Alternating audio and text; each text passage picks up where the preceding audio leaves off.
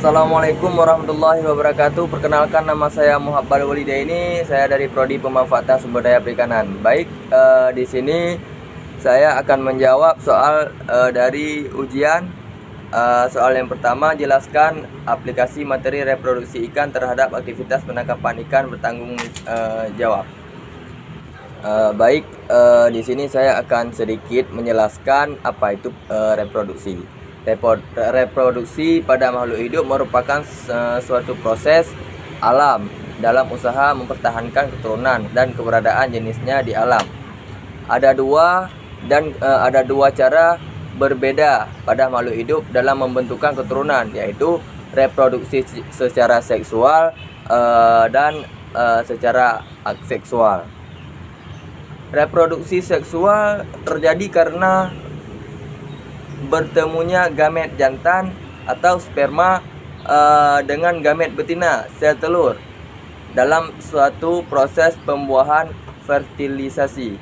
Sedangkan pada reproduksi aseksual, keturunan yang terbentuk tanpa melalui proses pembuahan merupakan salah satu makhluk hidup yang secara umum bereproduksi secara seksual. Dalam proses reproduksinya, ikan mempunyai tingkah laku dan tata cara yang berbeda-beda, melalui dari tingkah laku meminang dan kawin, memijah, sampai penjagaan terhadap telur dan anak-anaknya. Dan untuk aktivitas reproduksi yang bertanggung jawab, teknologi penangkapan ikan ramah lingkungan atau penangkapan ikan yang bertanggung jawab adalah suatu alat tangkap yang tidak memberikan dampak negatif terhadap lingkungan, yaitu sejauh mana alat tangkap tersebut merusak dasar perairan, kemungkinan hilangnya alat tangkap, serta kontribusi terhadap populasi. Faktor lain adalah dampak terhadap biodiversity dan target resource, yaitu komposisi hilang hasil tangkapan.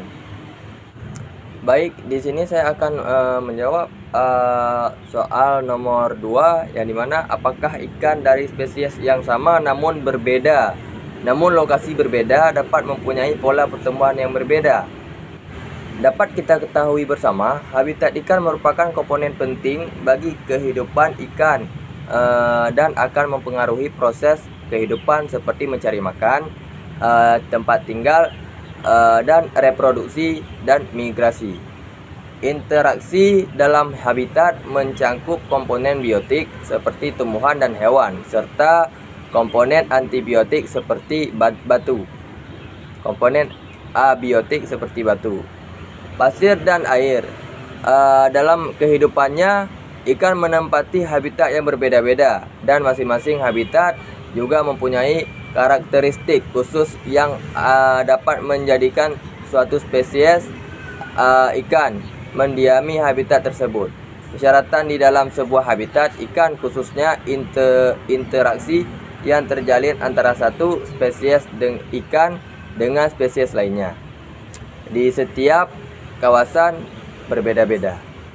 Dan soal nomor 3 yaitu adakah hubungan antara faktor lingkungan dengan karakteristik morfometrik ikan? Ini juga dapat kita ketahui, morfometrik merupakan hubungan panjang, berat, dan bentuk tubuh ikan. Lingkungan mempengaruhi panjang, berat, dan bentuk tubuh ikan. Misalnya perairan tersebut banyak makanan terhadap si ikan, jadi ikan tersebut akan sedikit lebih besar daripada ikan yang perairannya sedikit makanan. Panjang dan bentuk tubuh ikan akan panjang dan bentuk tubuh ikan akan sedikit berubah tergantung kondisi arus tempat ikan berada.